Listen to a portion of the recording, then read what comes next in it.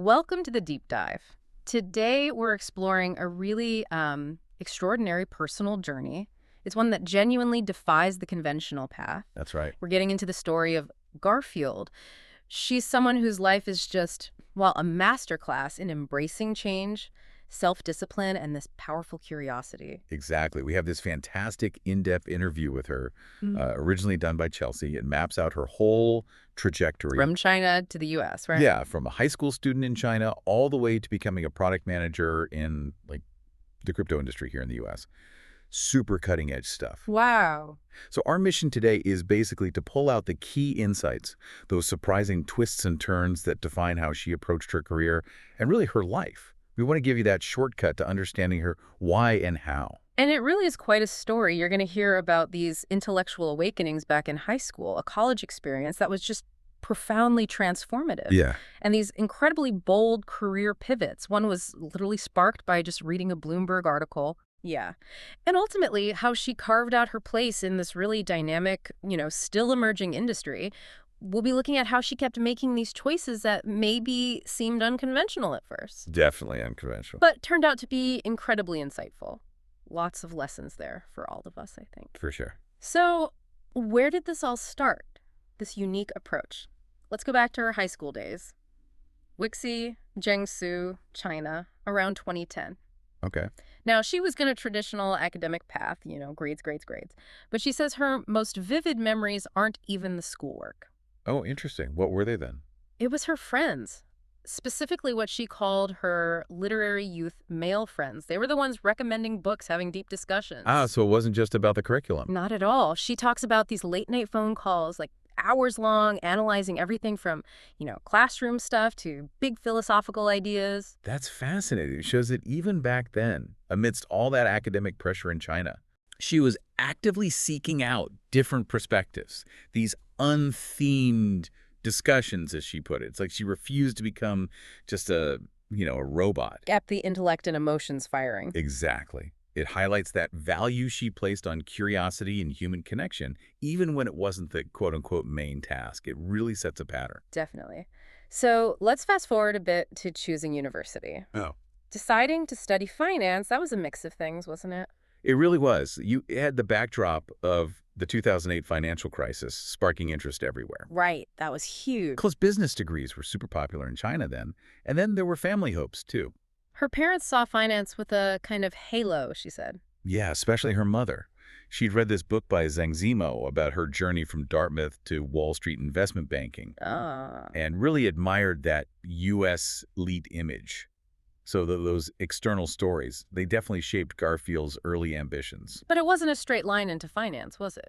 No, not at all. She didn't actually get into her first choice finance program at SWA, that's Southwestern University of Finance and Economics.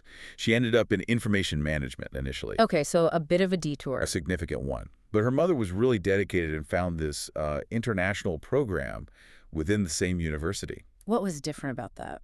It was pretty unique. Professors were overseas returnees. Teaching was all in English except for advanced math.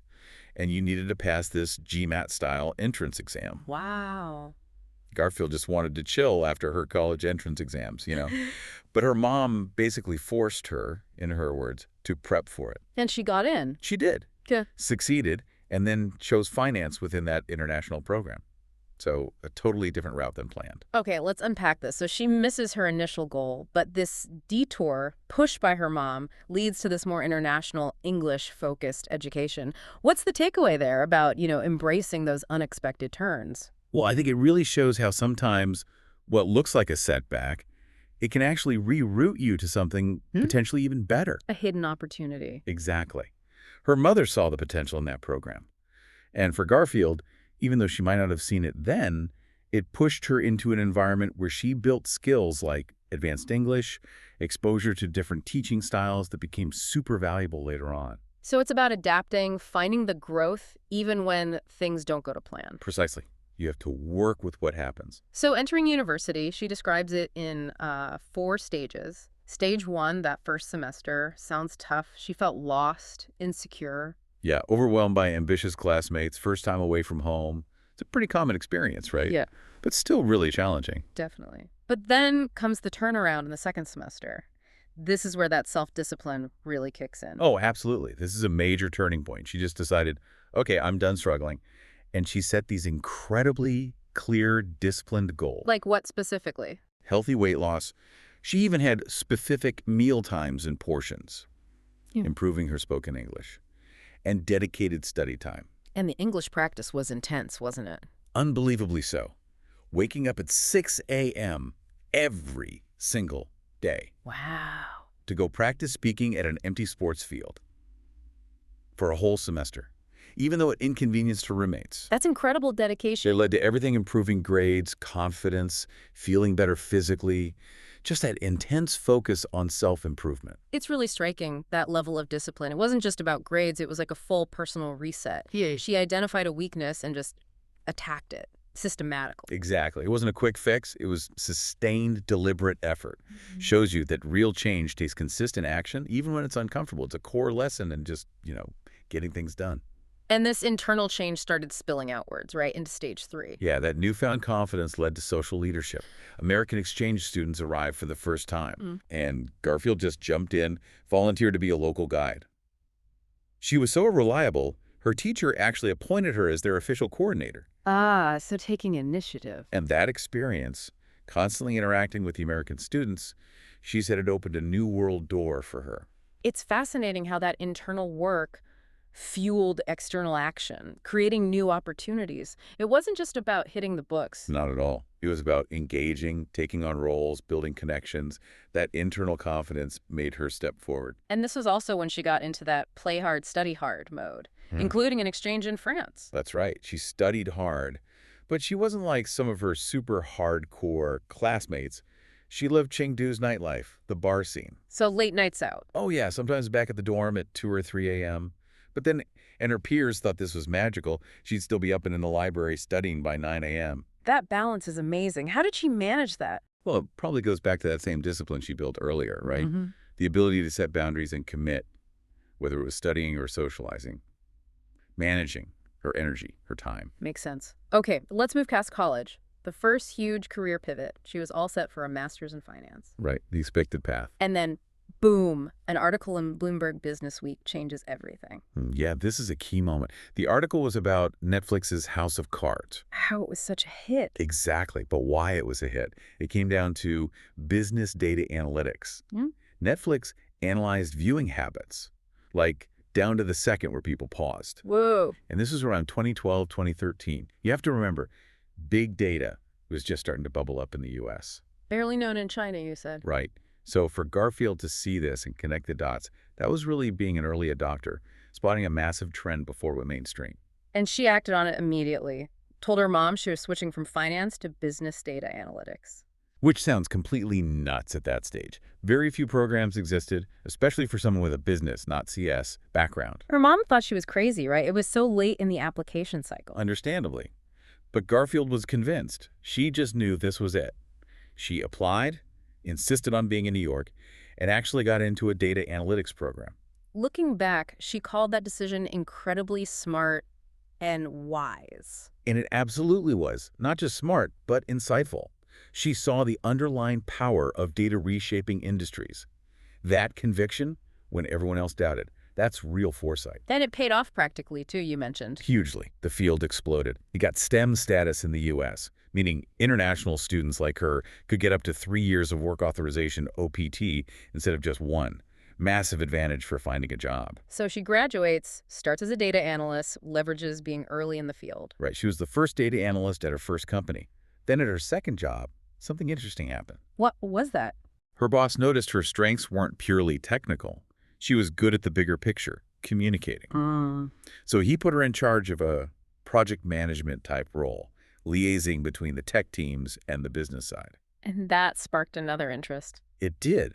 Got her looking into project management, which then led her to discover the product manager role. But this pivot was tough, too, she said. Yeah, because all her friends, her peers, were data analysts. There was no blueprint. She had to research it, figure out how to make that switch completely on her own. Shows that self-directed drive again. Definitely. Willingness to carve her own path. Okay, which brings us to crypto. This is another leap. 2017 crypto bull market. Crazy times. Even her dad told her to buy Bitcoin. Huh. And then an old boss from an internship reaches out. Yep. Offers her a role at a brand new crypto exchange startup. But the role itself was vague, like, we'll figure it out kind of thing. And she just jumped in. She took the leap, Mm-hmm. embraced the startup chaos, did basically everything, operations, customer service, you name it, learned the product inside and out. Okay. Then the CEO, who was also acting as the product manager, got swamped. Too busy. And Garfield saw an opening. Exactly. She volunteered. Said, hey, I know this product really well now. Let me step into the PM role. And she did. Wow. So again, seeing a need, understanding the situation deeply, and just stepping up. It really echoes that exchange student coordinator thing back in university. It's a clear pattern, isn't it? Not waiting to be asked, but actively creating the opportunity and proving her value through action. That's how you advance in these fast-moving, less defined spaces. And her involvement in crypto wasn't just a one-off thing, right? She describes it as a spiral ascent. Yeah, through different market cycles and iterations, as she calls them. It wasn't linear. Tell us about stage one. That was the 2017 bull run. Right. Initial interest, invested some spare money, but like many people, bought near the top. Ouch. Lost money. Lost money quickly. But instead of just walking away, she said putting skin in the game made her actually research it. Okay. Developed a superficial interest then. Saw it as this cool mix of finance and tech where the hot money was. But she admits she left the industry during the bear market that followed around the early pandemic. Her faith was challenged. Okay, so she stepped out, but then she came back. She did. Yeah. And this raises a key point, how many people stick with something after losing money and having a crisis of faith? Not many, probably. Her return, stage 2, was as an outsider during the next bull market, which was focused on DeFi, decentralized finance. Things like lending on the blockchain. Exactly. No traditional banks. She noticed crypto hadn't actually died off in the bear market. This new bull run seemed more powerful, maybe made more sense, because DeFi had clear financial use cases. So she started reading more. Developed a more rational view, she said. Started seeing the potential revolution for traditional finance.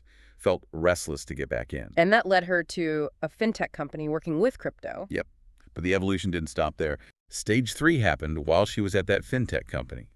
Another bull market wave hit NFTs, non-fungible tokens. The digital art and collectibles thing. Right. And that opened her eyes even wider. Crypto wasn't just finance anymore.